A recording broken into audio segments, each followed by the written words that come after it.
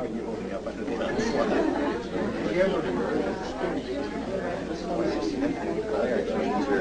light is absolutely horrible. I didn't mind so much as have all of them. It was just one. It was just kind of looking. I got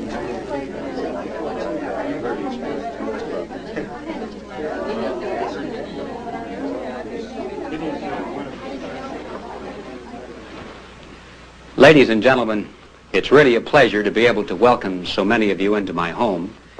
Not only those of you who actually are here, but also those of you who are here indirectly through the medium of motion picture film.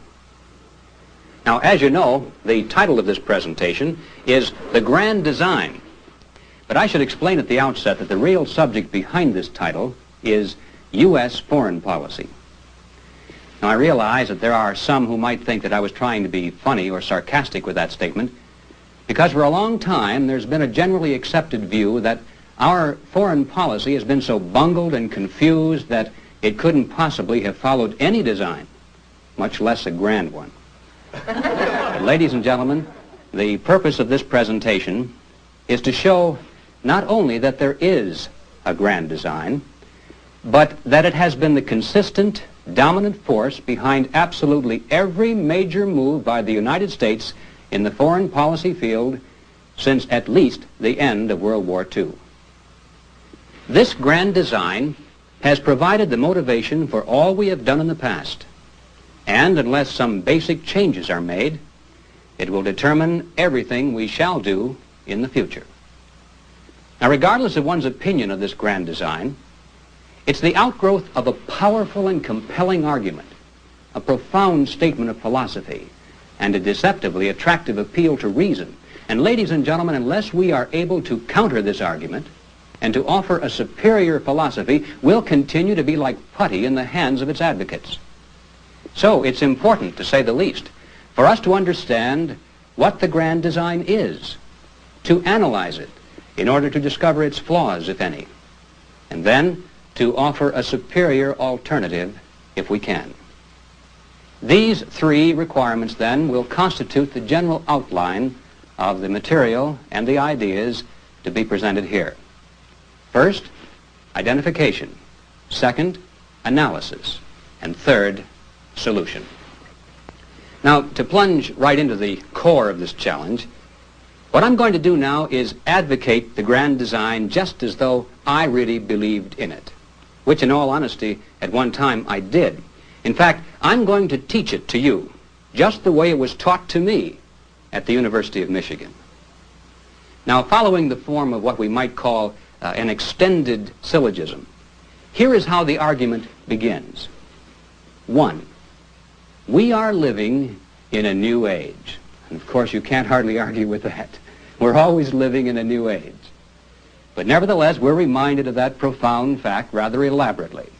We're living in an age of marvelous and incredible technological advances, an age in which men travel faster than the speed of sound, in which satellites forge communication links between continents, in which space itself has become a limitless frontier of exploration.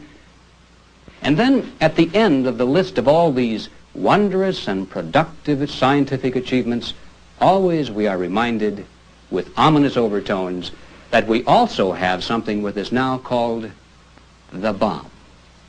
End of step 1, ready now for step 2. By the way, everything up to this point not only is true, it's so obviously true that it's really not part of the argument at all. It's merely thrown in at the beginning as a kind of conditioner to get us nodding our heads in agreement in hopes that the habit will carry over into the next step, which is where the going gets tricky and where we need to be far more on our guard. The next step, then, the real premise of the grand design is this. If all-out war should develop today between major powers, both sides would lose. No one could come out ahead in that kind of a war. Everyone would lose. It wouldn't make any difference who the good guys were or who the bad guys were. It wouldn't make any difference who started it, or even if it were started by accident. Both sides would lose.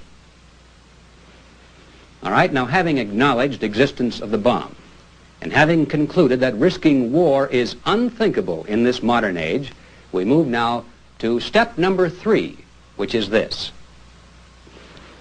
Since the communists have nuclear weapons, and since they certainly would use them in their own self-defense, that means, doesn't it, that victory over communism is impossible. Now, we may wish that it were possible. We may wish that we were living in a bygone era in which if one had an enemy, he could meet him on the open battlefield and get it over with. We may wish that a lot of things were different in this old world. But instead of moaning and weeping and longing after those things which are no longer possible, let's grow up, be mature, intelligent human beings, and face life the way it really is. Rather than living in a fantasy world, dreaming and longing after those things we want but can never have, instead, let's find out what is the best we can get, and then work for that. All right, now the next step. It's not enough for us just to know that victory is impossible. For our own safety, we must conduct our foreign affairs in such a way as to reflect this knowledge to the other side. We must be extremely careful never to give the enemy any cause to question our benign intent. We must avoid using any words or committing any acts which might even suggest that we were pursuing a goal of victory. We can't afford to gamble on what the enemy might do in response. In other words, we mustn't frighten the communists or give them any cause for self-defensive panic. In fact, to take it one step further, we must avoid the temptation even to embarrass the Soviets in the eyes of the world. You see, the argument is that it's like being locked in a cage with a dangerous animal. You can't get out of the cage, and you can't kill the animal. So what do you do when it becomes hungry and restless? You feed it, hoping that if it's full and comfortable and contented, then it won't eat you. Well, the people who have created U.S. foreign policy over the past 2 decades view the United States as being locked in a worldwide cage with a dangerous animal called communism. We can't get out of the cage, obviously. And since victory is impossible, remember, we can't destroy the animal. So, to minimize the chances of communism turning on us, these planners not only have avoided frightening the animal with any overt moves which it might mistakenly view as a threat to itself, but they've done everything possible to keep the beast fed, comfortable, and content. It's in our own interest, they say, to see that communist regimes remain reasonably stable. If they need wheat or other agricultural commodities, send it to them. If they need industrial know-how, invite their scientists and engineers to tour our factories so they can learn how best to produce. If they still can't manufacture the goods they need, then send our own people over there to build their plants and set up their production lines. If that doesn't work, then sell the products to them on easy credit terms and don't really expect to get paid. In fact, if they need money, give that to them too. Give them anything they need so they won't become restless and aggressive. And yes, as harsh as it may seem on the surface, it's even in our best interest to see that communist regimes can successfully put down internal anti-communist revolts. Now, none of this because we're pro-communist, only because we're mature, objective, intelligent people who recognize that in this modern nuclear age, we can't afford the risk to our own survival, which would be inherent in having so powerful an adversary struggling defensively to maintain his position. All right, we're ready now for the final step in the grand design, which concerns itself with the question of realistic, attainable goals. What is the best we can hope to achieve in this new age with all of its complexities? How do we resolve this dilemma before we all go up in a mushroom cloud of nuclear dust? The answer that is offered to us is this.